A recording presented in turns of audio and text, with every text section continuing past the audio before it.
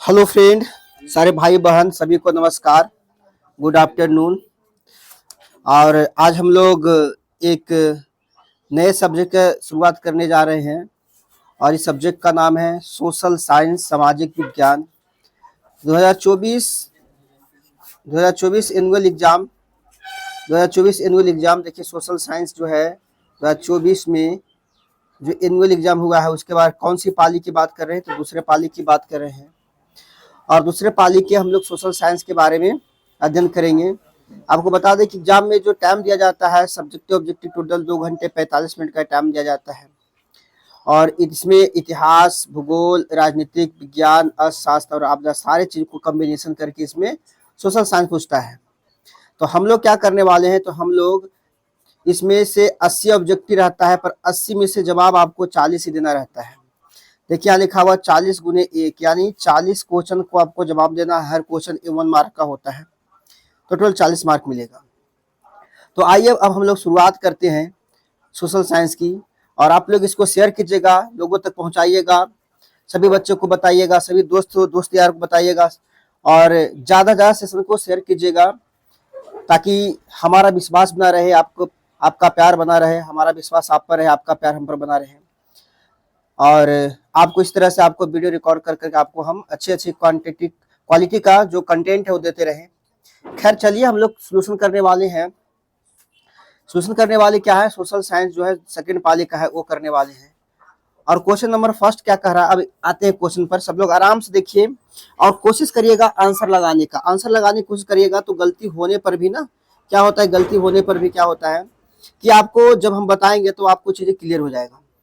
Question पहला ये है यहाँ पर, क्वेश्चन पहला ये यहाँ पर है कि कौन सी नदी बंगाल का शोक। देखिए यहाँ पर क्या लिखा हो, बंगाल का शोक। बंगाल का शोक के नाम से जाने वाला कौन सी नदी है, तो बंगाल का शोक जाने वाला ए में है कोसी, बी में आपका है क्या गंगा, सी में आपका क्या है दामोदर है और डी में आपका क्या है गंडक है। तो इनमें 4 में से कौन ऐसी नदियां हैं जो बंगाल का शोक कहलाता है, जिसका ऑप्शन कौन जाएगा सही, ऑप्शन सी जाएगा सही, यानी दामोदर। दामोदर को बंगाल का शोक कहा जाता है। बात करें कोसी का, तो कोसी को जिस तरह से बंगाल का शोक दामोदर को कहा जाता था लेकिन अब नहीं कहा जाता है, पर अब क्वेश्चन है तो बनाना तो पड़ेगा। लेकिन बिहार का शोक की बात करेंगे तो बिहार के शोक किसे कहा जाएगा, तो बिहार का शोक आपको कहा जाएगा कोसी नदी को। ठीक है, बिहार का शोक किसे कहा जाएगा, कोसी नदी की। लेकिन अगर बात किया जाए कि भारत के सबसे पवित्र नदी कौन है, तो पवित्र नदी में कौन सा ऑप्शन आएगा, बी आ जाएगा। ठीक है, और अगर बात किया जाए कि लंबाई में, तो लंबाई इसका जो है 2500 कितना है, तो 2500 इसकी लंबाई कितना है गंगा का, तो 2525 है, यानी 2525 किलोमीटर है ना। जो बिहार में कितना, बिहार में 445 किलोमीटर ये है गंगा। ठीक है, और बात यहाँ गंडक की बात किया जाए, गंडक की, तो गंडक जो है वो आकर के बिहार की नदियां ये गंडक है और वो ऊपर से आती है गंडक और आकर के ये गंगा मिल जाती है। आई होप आप पहला क्वेश्चन का जवाब क्या सुनेंगे। पहला क्वेश्चन का आंसर हो गया आपको दामोदर। क्वेश्चन नंबर 2 पर चलते हैं। तो कहा जाता है महासागर तल के कंपन का संबंध किससे है, यानी महासागर का जो तल है वो कंपन होता है, उसका संबंध किससे है। तो आपको पता होना चाहिए कि महासागर तल का कंपन होने का सबसे बड़ा कारण क्या है, तो सबसे बड़ा कारण है सुनामी। क्या है, सुनामी। सुनामी के वजह से ही क्या होता है, कंपन होता है। सुनामी की वजह से क्या होता है, कंपन होता है। वैसे ऑप्शन यहाँ चक्रवात भी है और ज्वार भी है, लेकिन इसका जो बेस्ट ऑप्शन होगा आपका वो कौन होगा, तो सुनामी होगा। क्वेश्चन नंबर 3 की बात किया जाए, क्वेश्चन नंबर 3 की बात किया जाए बाबू, तो क्वेश्चन नंबर 3 क्या कहता है, आइए हम लोग 3 का जवाब देते हैं। कहता है मेघालय किस राज्य को काट कर बनाया गया है। मेघालय किस राज्य को काट कर बनाया गया, यानी कहने का मतलब इसका ये है, इसका उत्तर ये होगा कि मेघालय किस राज्य से बना है, किस राज्य से अलग हुआ। मणिपुर से हुआ है, त्रिपुरा से हुआ, अरुणाचल प्रदेश से, या फिर असम से हुआ है। तो तीसरा का आंसर जो है वो क्या हो जाएगा, डी हो जाएगा, असम। यानी मेघालय किससे अलग हुआ है, तो मेघालय असम से अलग हुआ है। किससे अलग हुआ है, असम से अलग हुआ है। असम की बात किया जाए तो असम में जो है काजीरंगा राष्ट्रीय उद्यान, यहाँ एक सिंह वाले गंडा पाया जाता है। यहाँ पर असम की बात किया जाए। अरुणाचल प्रदेश भारत का सबसे पूर्वोत्तर राज्य कहलाता है। त्रिपुरा जो है सबसे नीचे बांग्लादेश के आसपास पड़ता है। और मणिपुर में हाल ही फिलहाल सुने थे बहुत बड़ा हिंसा हुआ था, है ना। तो ये सब चीजें को भी आपको ध्यान में रखना है। क्वेश्चन किया जाए 4 का, तो 4 में क्या है, समवर्ती सूची के विषय पर कानून बनाने का अधिकार। समवर्ती सूची पर कानून बनाने का अधिकार किसके पास है? तो समवर्ती सूची जो होता है उसमें जो है वो राज्य सरकार और केंद्र सरकार दोनों मिलकर के क्या बना सकता है, वहां पर कानून बना सकता है। तो अगर इसका बेस्ट ऑप्शन अगर चुनिएगा तो चौथा का बेस्ट ऑप्शन क्या जाएगा, तो आपका चौथा का बेस्ट ऑप्शन कौन जाएगा, तो सी जाएगा कि समवर्ती सूची के विषय में कानून बनाने का जो अधिकार होता है वो राज्य और केंद्र सरकार दोनों को होता है, यानी ऑप्शन ए और ऑप्शन बी दोनों सही होगा। क्वेश्चन नंबर 5 की बात किया जाए तो कहा है क्वेश्चन नंबर 5 कि ग्राम कचहरी का प्रधान कौन होता है? सर क्वेश्चन देखिएगा सर, कह रहा है क्या कि ग्राम कचहरी का प्रधान कौन होता है? तो ग्राम कचहरी के प्रधान पंच होता है, सरपंच होता है, मेयर होता है या न्याय मित्र होता है?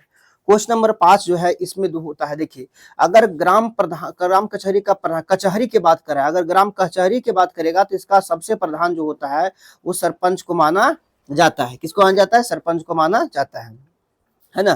क्वेश्चन नंबर छठा क्या कहता है? क्वेश्चन नंबर छठा क्या कहता है सर, देखते हैं। छठा कहता है क्वेश्चन, जनमत पर आधारित शासन। जनमत का मतलब होता है कि जनता के द्वारा जो सहमति दिया जाता है उसी को जनमत कहा जाता है। इस वर्ड को समझिएगा, जनमत शब्द है, जो जनता का मत दिया जाता है उसको ही जनमत कहा जाता है। तो जनमत पर आधारित क्या है? राजतंत्र है, तानाशाही या लोकतंत्र है। तो आपका इसमें सबसे बेस्ट ऑप्शन अगर देखा जाए तो सबसे बेस्ट ऑप्शन कौन होगा? इसमें सबसे बेस्ट ऑप्शन होगा क्वेश्चन नंबर 6 का। वो कौन होगा सर? तो आप बताइए कि इसका क्वेश्चन नंबर 6 का कौन आंसर होगा सबसे बेस्ट? तो इसका होगा लोकतंत्र। यानी जनमत जो आधारित है वो शासन का किस व्यवस्था पर है? तो लोकतंत्र की व्यवस्था पर है। अब चलते हैं क्वेश्चन नंबर 7। क्वेश्चन नंबर 7 क्या कहता है कि सरपंच का निर्वाचन कौन करता है? वाह, कितना अच्छा क्वेश्चन है। सरपंच का निर्वाचन कौन करता है? ग्राम सभा के सदस्य करते हैं, राज्य सरकार करते हैं, मुखिया और पंच करते हैं कि पंच करते हैं? तो बताइए आप लोग सब मिलकर के क्वेश्चन नंबर 7 का जवाब बताइए। क्वेश्चन नंबर 7 का जवाब दीजिए आप लोग कि बताइए सरपंच का निर्वाचन कौन करता है? तो सरपंच का निर्वाचन कोई नहीं करता, नहीं राज्य सरकार करता है, नहीं पंच करता है, नहीं मुखिया करता है। ग्राम सभा के क्या करते हैं? सरपंच करते हैं, सदस्य करते हैं। ग्राम सभा के सदस्य जो होते हैं, सरपंच का निर्वाचन कौन कराता है? ग्राम सभा के सदस्य करते हैं, है ना। क्वेश्चन नंबर 8 की बात किया जाए तो 8 कहता है सप्तदलीय गठबंधन कहाँ? सप्तदलीय बात कह रहा है कि सप्तदलीय गठबंधन कहाँ है? क्वेश्चन नंबर 8, सप्तदलीय गठबंधन कहाँ बना? ए है भारत, बी है पाकिस्तान, सी म्यांमार और डी नेपाल। सप्तदलीय गठबंधन कहाँ बना? तो क्वेश्चन नंबर 8 का जवाब होगा कि सप्तदलीय जो गठबंधन है वो कहाँ बना है? तो नेपाल में बना है। कहाँ बना है? नेपाल में बना है। नहीं म्यांमार में बना है, नहीं पाकिस्तान में बना, नहीं भारत बना है। कहाँ बना है? तो नेपाल में बना है। कहाँ बना है? नेपाल में बना है। क्वेश्चन नंबर 8 तक आपको हो गया है। क्वेश्चन नंबर हम लोग कहाँ चलते हैं? तो क्वेश्चन नंबर 9 चलते हैं। क्वेश्चन नंबर कहाँ चलते हैं? क्वेश्चन नंबर हम लोग 9 चलिए। तो अब चलते हैं हम लोग कहाँ बाबू? तो हम लोग चलते हैं क्वेश्चन नंबर कितना? अब क्वेश्चन नंबर 9 चलते हैं। निम्न में से कौन अजैविक संसाधन है? अजैविक का मतलब जो होता है जो जीवों से नहीं बनता हो उसे अजैविक कहा जाता है। जीवों द्वारा अगर जो संसाधन तैयार होता है उसे जैविक कहते हैं, लेकिन अजैविक बोला है। ए में है मानव, बी में है पक्षी, सी में है नदी और डी में है पेड़। इनमें से कौन अजैविक संसाधन है? अजैविक संसाधन कौन है? तो इसमें सी जो है वो नदी जो है अजैविक संसाधन है। मानव जैविक है, पक्षी जैविक है और पेड़ जैविक है। क्वेश्चन नंबर 10 कहता है कि रेंगूर क्या कह रहा है? रेंगूर किसे कहते हैं? यानी कह रहा है कि रेंगूर मिट्टी किसे कहती है? तो लाल मिट्टी को कहते हैं, काली मिट्टी को कहते हैं, जलोढ़ मिट्टी कहते हैं कि लेटेराइट मिट्टी कहते हैं? कौन सा मिट्टी है जिसके रेंगूर मिट्टी कहते हैं?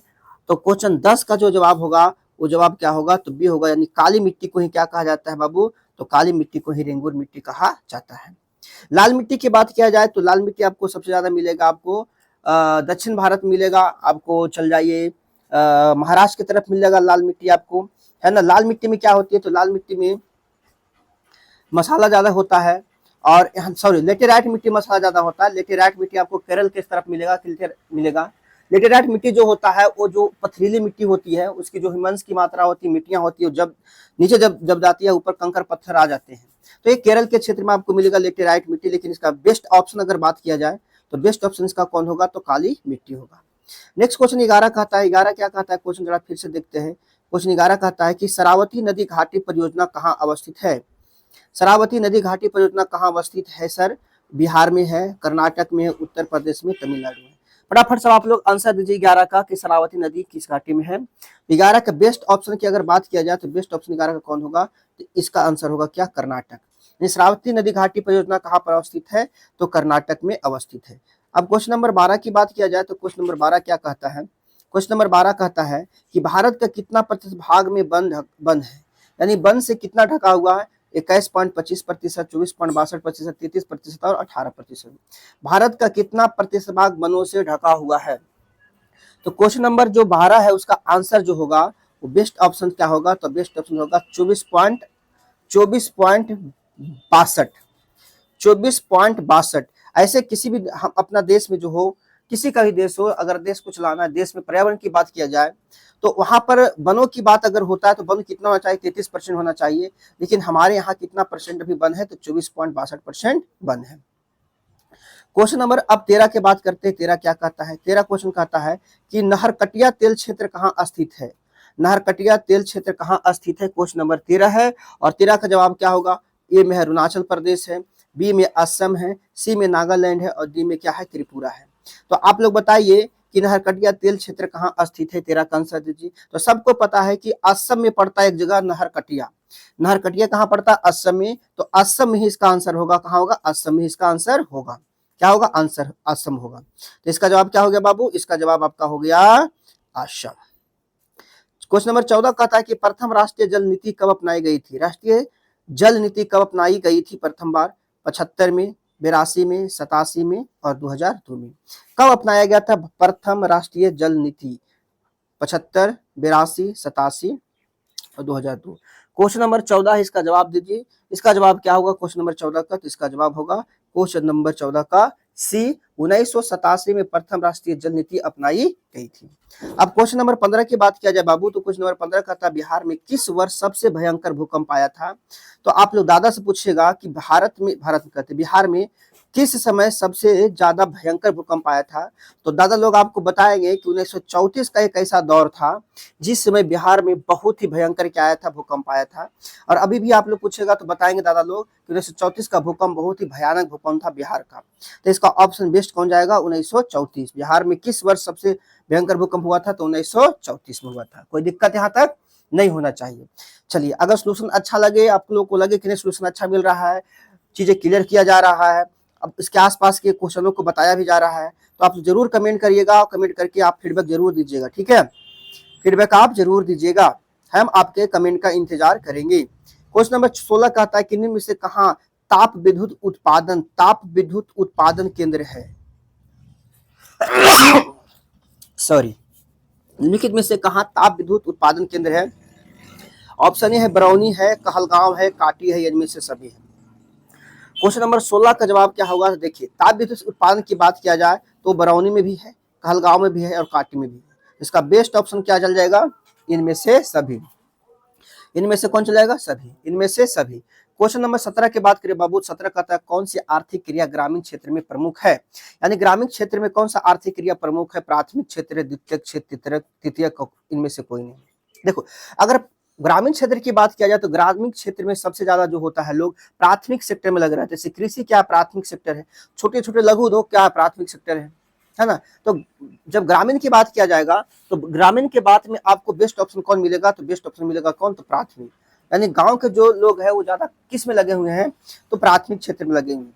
सबसे कम पैसा प्राथमिक क्षेत्र में आपको मिलेगा, लेकिन सबसे ज्यादा पैसा आपको द्वितीयक क्षेत्र में मिलेगा। तृतीयक क्षेत्र को सेवा क्षेत्र भी कहा जाता है और द्वितीयक क्षेत्र को उत्पादक क्षेत्र कहा जाता है। जैसे मान ली कि कोई चीज को उत्पादन करना है, कंपनियां किस में आएगा? तो द्वितीयक क्षेत्र में आएगा, क्योंकि उत्पाद करता है ना, है। चलिए, क्वेश्चन नंबर 18 की बात करते हैं। क्वेश्चन नंबर 18 क्या कहता है? शेयर जरूर करिएगा, सबको जरूर सब तक पहुंचाइएगा। ठीक है, इस तरह से आपको, इस तरह से सोल्यूशन आपको कहीं नहीं मिलेगा। हर क्वेश्चन को तोड़ तोड़ के आपको समझा रहे हैं। ठीक है, क्वेश्चन नंबर 18 कहता है कि वैश्वीकरण की नीति में से किस देश को सबसे अधिक लाभ, कम लाभ हुआ? कम लाभ की बात कर रहा है। वैश्वीकरण नीति में किस क्षेत्र में बाबू, गलती क्वेश्चन पढ़ रही थोड़ा सा, किस क्षेत्र में सबसे कम लाभ हुआ? सबसे कम लाभ किस क्षेत्र में हुआ? सबसे कम लाभ किस क्षेत्र में सबसे कम लाभ हुआ? ये बोल रहा है। देखिए, किस क्षेत्र में सबसे कम लाभ हुआ, इसकी बात कर रहा है। चलिए ठीक है, चलिए, तो सबसे कम लाभ की बात किया जाए, वैश्विक की नीति से किस क्षेत्र में सबसे कम लाभ हुआ? तो इसका जवाब क्या होगा? कृषि है, आपका सेवा है, आपका विनिर्माण है, या इनमें से कोई नहीं। क्वेश्चन नंबर 18 का जवाब दिया जाए क्या होगा? तो क्वेश्चन नंबर 18 का जवाब में आपको क्या मिलेगा आंसर?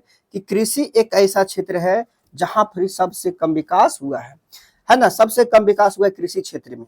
है ना। आपको क्वेश्चन नंबर 19 की बात करते हैं तो क्वेश्चन नंबर 19 क्या कहता है, क्वेश्चन नंबर 19 कहता है क्या, 19 कहता है, 19 कहता है कि दिनार किस देश की मुद्रा है। देखिए यानी आपको देश जो अलग अलग कंट्री है विश्व के, उस देश का आपको क्या याद रखना है, उस देश का राजधानी भी याद रखना है और करेंसी भी याद रखना है।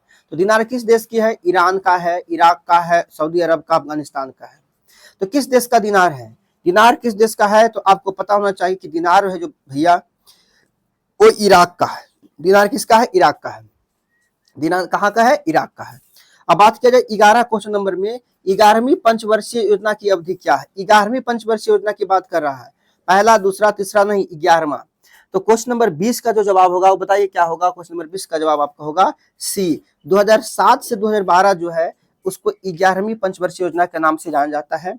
ऐसे पंचवर्षीय योजना की बात किया जाए तो पंचवर्षीय योजना की शुरुआत 1951 में किया गया था, 1951 में किया गया था। और उनसे पहला पंचवर्षीय योजना था, उसमें भारत के जो प्रधानमंत्री थे पंडित जवाहरलाल नेहरू थे, क्योंकि उसमें नया नया भारत का क्या हुआ था, आजादी मिला था। तो भारत की अर्थव्यवस्था, भारत की वाणिज्य निर्माण, बहुत सारी चीज जो था बिल्कुल ठप पड़ गया था। तो सरकार ने अपनी योजना लाया था, 5 वर्ष की सरकार, अगर सरकार रहता है तो सरकार 5 वर्ष रहता है तो 5 सालों में क्या क्या करेंगे, उसलिए उसको एक योजना बनाया, इस एक योजना के माध्यम से चलाया।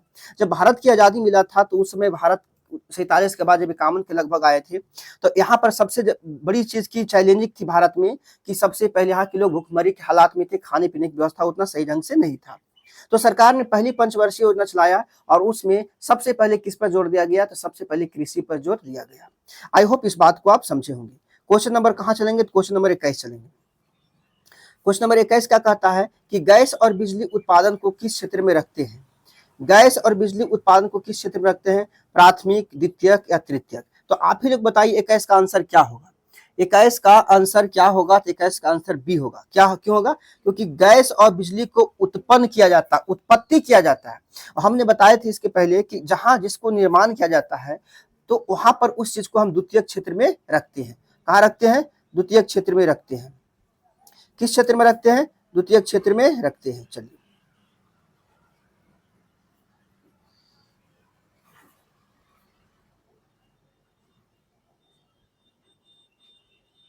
द्वितीय क्षेत्र में रखते हैं, ठीक है।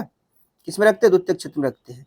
तो यहाँ पर क्वेश्चन नंबर क्या था, 21 था। क्वेश्चन नंबर 21 था, इसका आंसर होगा बी। इसका आंसर क्या जाएगा, इसका आंसर बी जाएगा। अब क्वेश्चन नंबर हम लोग कहाँ चलते हैं, तो क्वेश्चन नंबर चलते हैं 22 पर। 22 क्या कहता है, जरा 22 देख लेते हैं।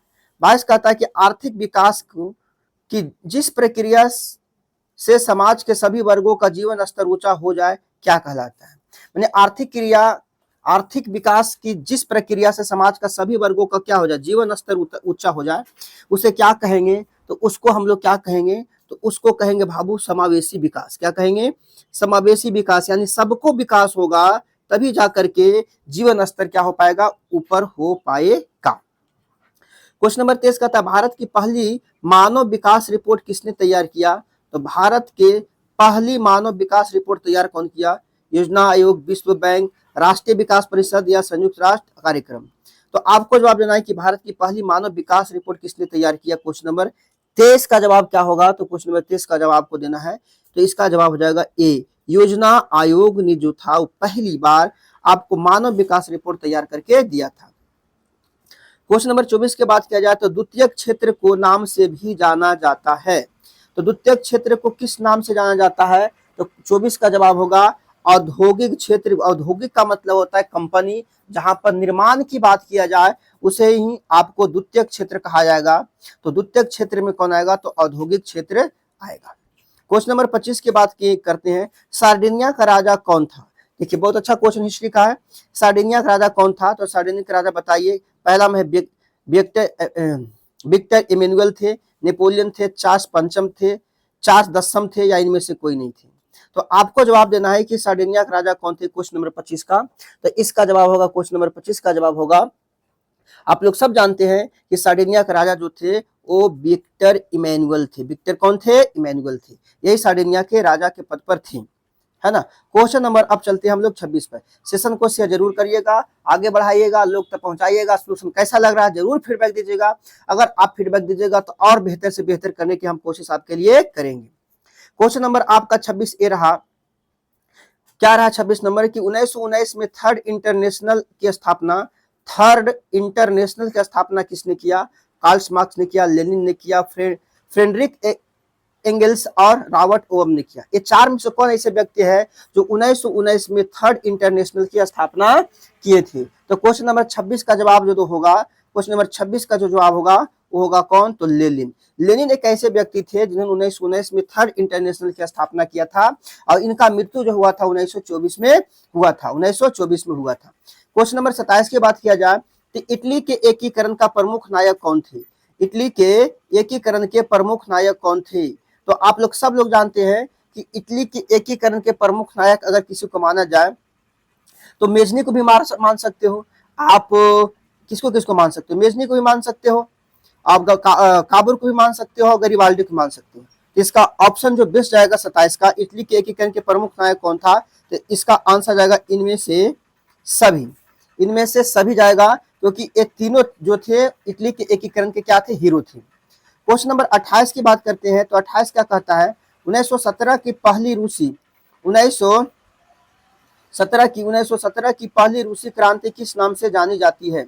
1917 की पहली रूसी क्रांति किस नाम से जानी जाती है? अक्टूबर की क्रांति, मार्च की क्रांति, फरवरी की क्रांति या नवंबर की क्रांति? किस नाम से जानी जाती है? तो इसका आंसर सी जाएगा। इसका आंसर क्या जाएगा? सी जाएगा, फरवरी की क्रांति।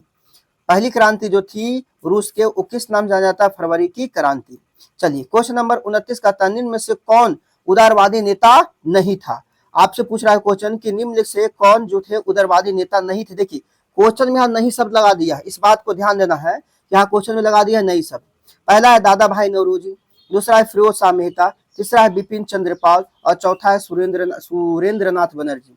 इनमें से कौन नेता थे जो उदारवादी नेता नहीं थे? बोले हैं, देखो नहीं है। तो 29 का जवाब आपका हो जाएगा, 29 का जवाब आपको सी होगा। बिपिन चंद्र पाल जो थे यह उदारवादी नेता नहीं थे, उदारवादी नेता नहीं थे। बाकी दादा भाई नौरोजी, फिरोज शाह मेहता और सुरेंद्रनाथ बनर्जी सब उदारवादी नेता थे, लेकिन बिपिन चंद्रपाल जो थे ये उदारवादी नेता नहीं थे। तो क्वेश्चन नंबर आपका कितना हो गया? 29 हो गया। 29 तक आपको क्लियर हो गया। चलिए अब 30 चलते हैं।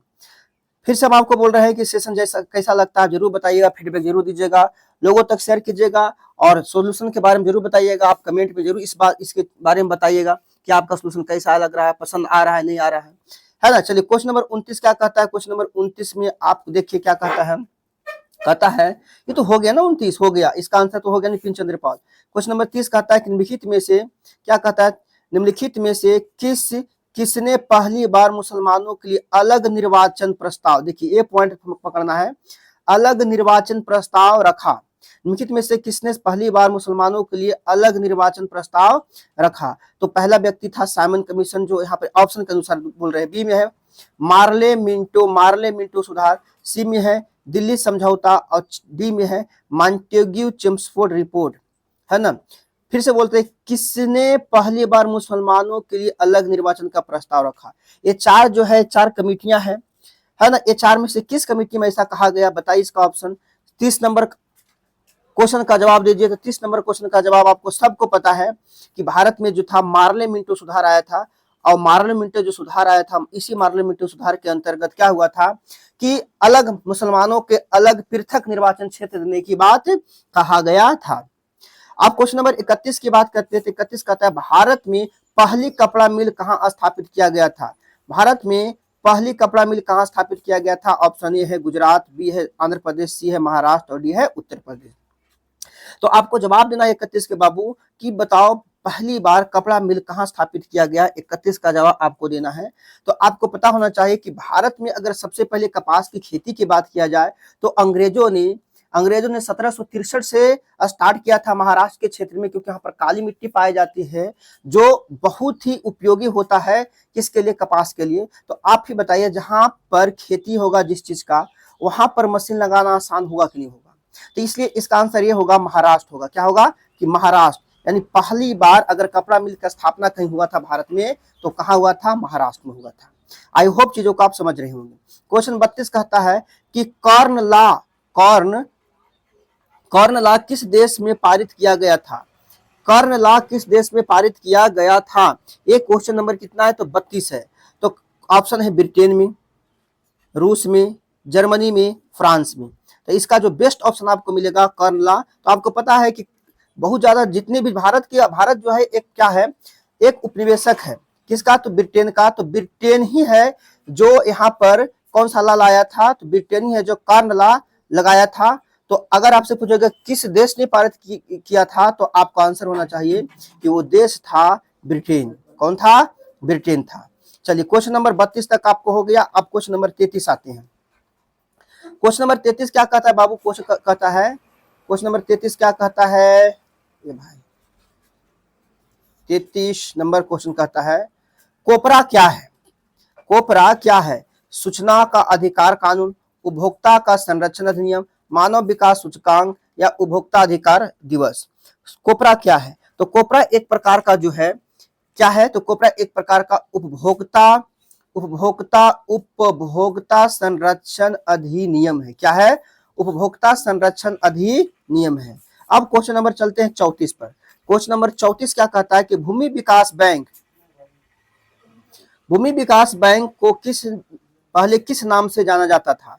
भूमि विकास बैंक को पहले किस नाम से जाना जाता था? क्वेश्चन नंबर 34 है। तो आपको सबको पता है कि सब पहले जो था भूमि विकास था, उसका नाम ही पड़ गया था भूमि के नाम पर भूमि बंधक बैंक। भूमि बंधक बैंक नाम इसको पड़ गया था। जो भूमि विकास बैंक है उसका पहले नाम जो था भूमि बंधक बैंक था। क्या था? भूमि बंधक बैंक था। इसका जवाब आप क्या दीजिएगा? इसका आपको जवाब देना है क्या? सी देना है, भूमि बंधक। अब आते हैं क्वेश्चन नंबर कितना होगा? क्वेश्चन नंबर आपका होगा 35 होगा। क्वेश्चन नंबर 35 क्या कहता है? 35 कहता है, सुनिए, भारत में रेलवे की शुरुआत किसके शासनकाल में हुआ था? भारत में रेलवे की शुरुआत किसके शासनकाल में हुआ था? तो भारत में रेलवे की शुरुआत की बात किया जाए तो इसमें 4 ऑप्शन है। लॉर्ड डलहौजी है, लॉर्ड लिटन है, लॉर्ड कर्नवालिस है और लॉर्ड मिंटो है। तो इनमें से आप लोग को सबको पता है कि भारत में रेलवे की शुरुआत अगर कोई व्यक्ति किया था तो सबको पता है वो लॉर्ड डलहौजी था। कौन था? लॉर्ड डलहौजी था। कौन था? लॉर्ड डलहौजी था।